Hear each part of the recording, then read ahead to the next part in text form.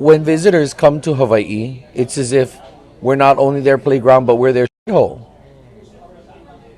or their glory hole.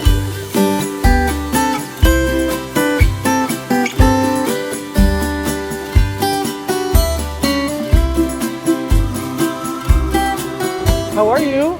Good, thank you. Good. Oh my God, nice car. Thank you. Oh, thank you.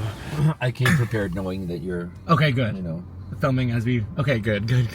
Thank you for picking me up, first of all. It means so much. You're welcome. I'm so honored to be with you, honestly. Like, I was most nervous for this interview out of all the interviews I've done in Hawaii, just because you're such a legend. You know, when I was coming to Hawaii, I was really wanting to find a story of a Native Hawaiian to talk about what you're going through and what it looks like for your people. Before I tell you about the Native Hawaiians, go bring that shoyu bottle, the soy sauce bottle. Yeah. Bring the soy sauce bottle. Perfect. Fair. And before I tell you my answer, let me interview you. Please do. Why do you want to know about my people? I don't know if this is going to make me sound uneducated, but I didn't realize the depth of what your people are going through or what my people did to your people. You know what I'm saying? Like, when I was looking into Hawaii, when I knew I was coming here and I was looking for stories, I did some research and I was kind of shocked and sad. I feel like I'm an educated person to some degree, so if I feel like I didn't know that, then I feel like a lot of my audience probably doesn't realize the depth of the situation, and I want all of us to learn, you know? Well, yes, you're right. Your people came over. Your ancestors traveled from the places that they traveled to, and over the course of time, Great Turtle Island saw decimation of peoples throughout the land. U.S. warship is now docked at Honolulu Harbor with its guns aimed at our palace, and our queen, the last reigning monarch of Hawaii, Queen Liliuokalani, removed from political power and eventually imprisoned within her own palace. She was found guilty by the Americans for treason. Queen Liliuokalani was the last reigning monarch of Hawaii, a proud, educated, and fiercely devoted leader who tried to restore power to her people after years of growing American influence. But in 1893, like Kumu was saying, a group of wealthy U.S. businessmen, backed by the U.S. military, staged a coup to overthrow her. She was forced to surrender under protest to avoid bloodshed, later placed under house arrest in her own palace for months. Her crime? Drafting a new constitution to return political power to Native Hawaiians. She never regained the throne, and Hawaii was eventually annexed by the United States, ending the kingdom that she loved and fought so hard to protect. By 1900, our Hawaiian language is completely banned. My grandparents' generation were not allowed.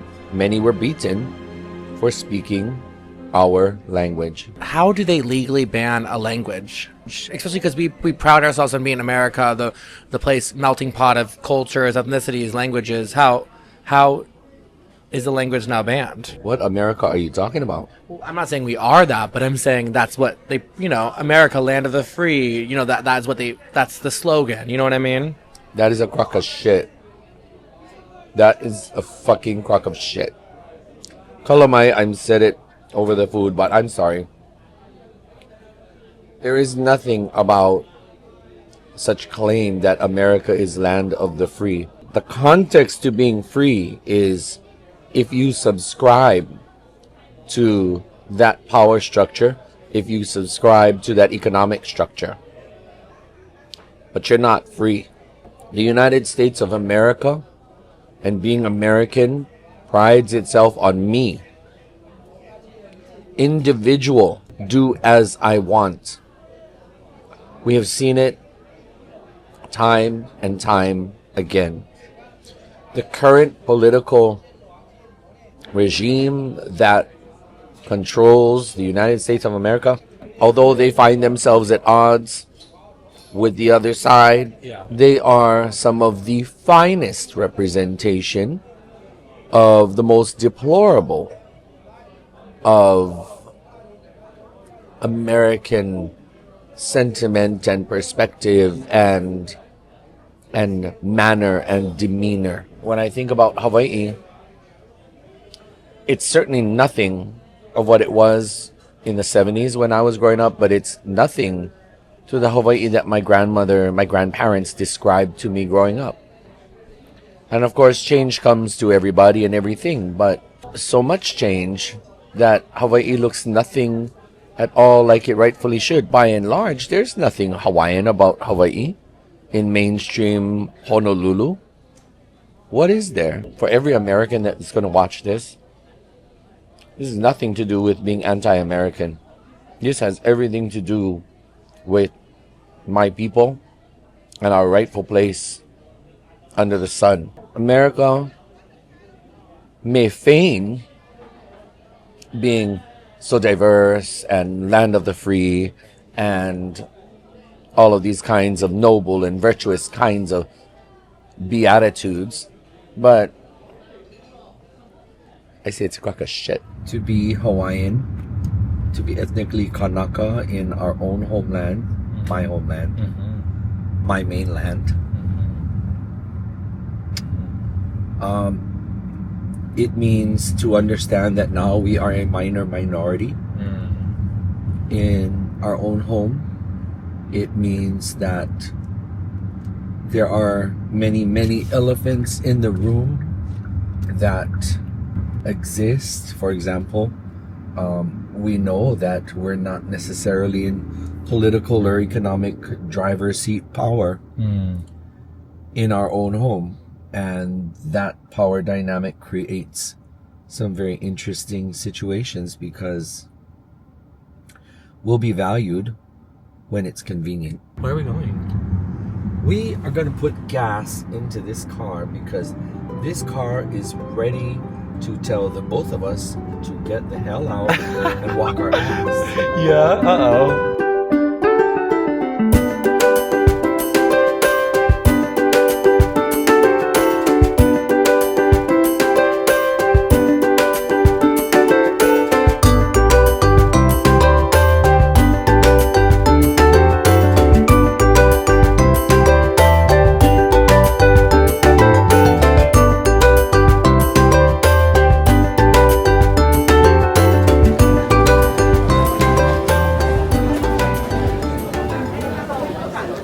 How many Native Hawaiians are still here? I don't have the stat for you on that. In 2025, there are very few left.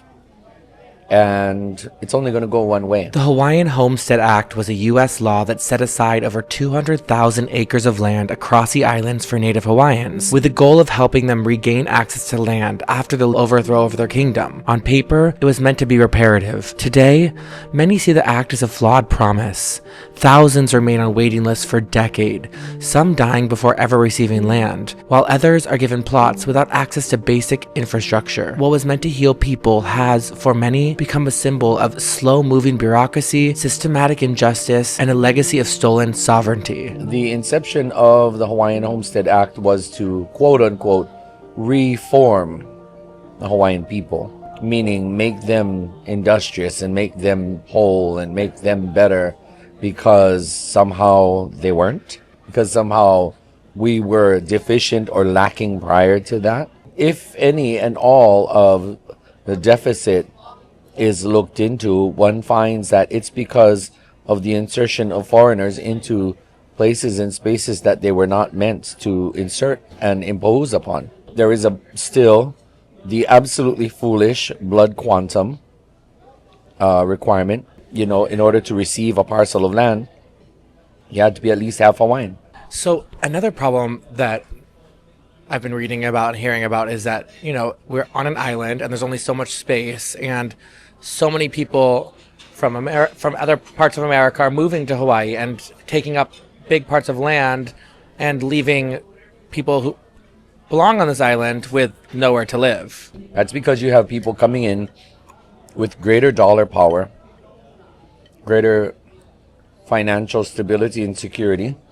They have the wherewithal to acquire properties, and whether they do it in a short-term lease, long-term lease, whether they simply buy it and come here whenever they wish, the fact remains that whatever is left on the market for rent is extremely high because it is cash cow for many of the owners. Now, the issue comes when it becomes such a cash cow that people forget the living wage that you can make here is not what you make on the US continent. And our life is different. Our livelihoods are different.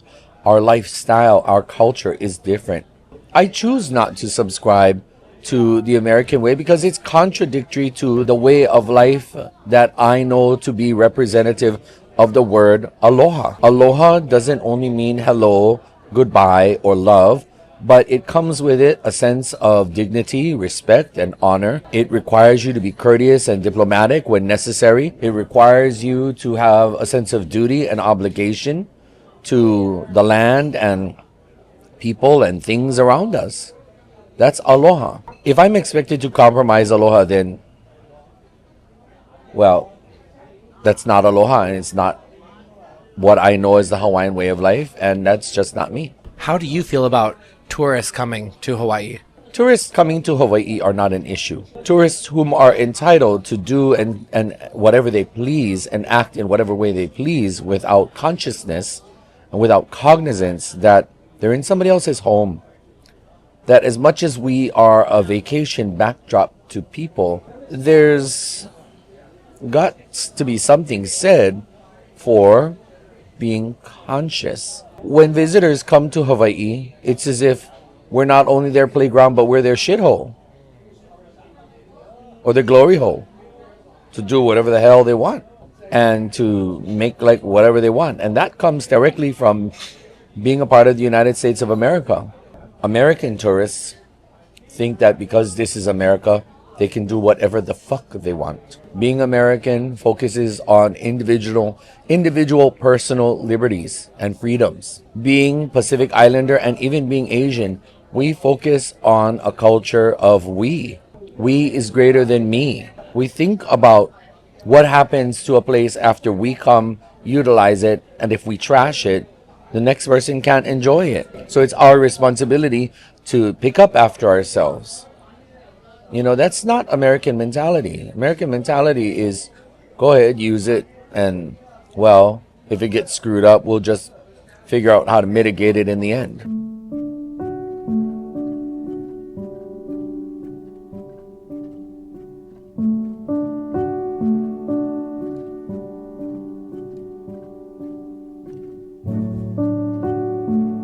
If a description had to be applied to me, for example, I have aspired to live my life in the form and format of female. I transitioned myself given modern Western technology and advancements, and I chose to be in the form of that who is powerful in my family. My father and mother's side, both the females dominate. Mahu is simply an adjective. And I don't have to go by a label or a term like that. I'm Hina. If there was a need to identify me, that's when the Mahu term kicks in. In other words, if they say Wahine and then somebody says, well, if you're Wahine, how come you can't have a child? It's because I'm Mahu. Thank you for describing that. Yeah, sorry. You're welcome. See, you're so busy interviewing me, you haven't even finished your food. I know. I'm just I'm like so fascinated with what you have to say because it's such an interesting and different perspective than the rest of America in terms of the trans movement and LGBTQ and everything. Just interesting to hear, you know. How do you feel about the trans movement in America and stuff? Like, what are your thoughts on that? That's fine and dandy for those people who live under that context. But that is not the rightful context of Hawaii. Nowadays, I take issue to the fact that that narrative, the narrative that articulates LGBTQIA as the first, premier, foremost way of looking at this life experience, and through that lens, I find it offensive. In all honesty, the interesting little facet of my own history is that my mother was not supportive of me transitioning from her son to be her daughter. And another interesting point is that my mother and I never saw eye to eye a lot after that. If I was not my mother's caregiver and caretaker, I wouldn't have had the opportunity of spending so much time with my mother that all of those personal issues with my mother, they would have never been reconciled. Did you have those conversations with her? And, is that how you've come to peace with that? Yes. I've shared many sentiments with my mother. After my mother's stroke in 2015, life all changed. And I eventually became my mother's caregiver. So it's going on 10 years now that I've been taking care of her. And I will treat it as I rightfully should, as my privilege and my honor. It's nobody else's job to take care of my mother. I am doing right by both sides of my family. In Asian as well as Pacific Islander societies, we take care of our elders and we honor and respect them. My name is Hinale Moana. I am child of my mother and my father, my grandparents. I am of this land. And I should be looked at as Hinale Moana. The only thing that anyone out there needs to concern themselves when it comes to me is what is my role and what are the responsibilities and duties that I have according to that role. And in my family, I am the caregiver for my mother. That's the role that I should be assessed by. Am I doing a good job? Am I doing a shitty job? What am I doing? My role in the community. My role is to be a teacher. My role is to share about language and culture and history. That's why I said yes to this interview, because this is my contribution. I said yes to you because you have enough of a following that, I'm using you right now, so I'm just letting you know. Please do. I'm using you and this platform to elevate my voice because I want people to know that there's other views in life. So I'm not trying to hate on the conceptualization of LGBTQIA plus as it exists. And I'm certainly not saying that I wouldn't show up in solidarity with that understanding. Hawaii is my homeland. It's my mainland. Let me say that again for the viewers. Hawaii is my mainland. And if Hawaii is my center, that means that what I say, what I do, what I think, how I see the world has to be from that centering. And so LGBTQIA, great. I really don't care who you sleep with. I don't need to know who you want to sleep with. And when it comes to acknowledging me by appropriate pronouns and all this kind of stuff, that's another thing. I don't give a shit. You don't care about pronouns? No, I don't. Because if you were to walk up to me and say, he and him and he and him, I got two choices. I can continue to stand there and allow myself to interact with you, or I can simply tell you, you need to go. But I don't have to be moved off of my centering and my balance such that I'm going to get upset.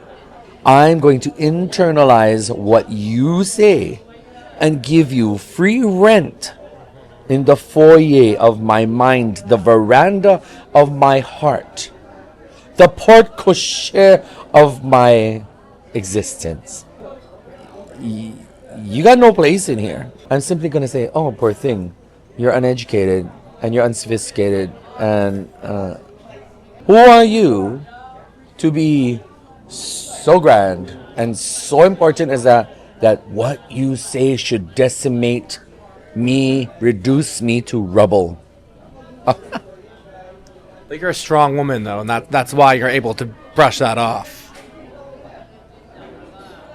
Yes, because I aspire to be like the women in my life. You still speak your native tongue, too, right? I'm completely fluent. Is it appropriate for me to ask you to teach me something? No kanuya kakao hui wala nana oi kau me ai a ore oi ai ki kai me nui koi ke ia me ai ke holo he wale me ni no na ano po ri ke ole I kakao hui wala nana. Beautiful.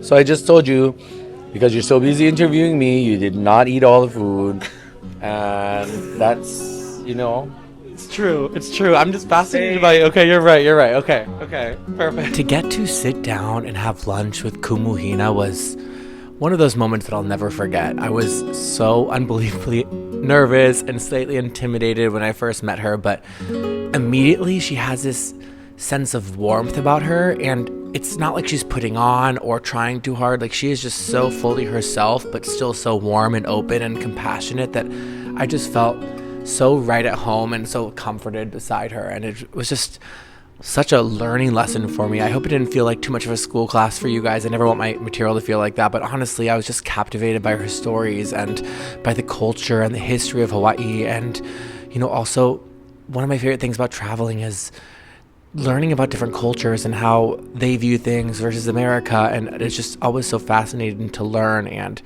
she is just a wealth of knowledge and such an icon in Hawaii. So I'm like pinching myself that she was on my channel, and hope that you enjoyed her as much as I did. I have some amazing interviews coming up that I'm so excited about. I have one more of my time in Hawaii that was so fun, so that'll be coming up soon. And thank you all so much for the amazing response on the case files videos. I'm having a lot of, I guess fun is the wrong word, because it's not necessarily fun to talk about those cases, but I guess I'm very interested, and it's been exercising a new part of my creativity and, you know, learning about these cases and forming the scripts, and all of that stuff has been a new venture for me, but I've really been enjoying it. So it's been really nice to see all your positive comments, and for all of you just cheering me on and you know, allowing me to grow and experience new things for the channel. It means the world to me, so thank you so much. I hope you all are doing well. I would love to hear in the comments below if you have any summer plans, if you're going away for the summer.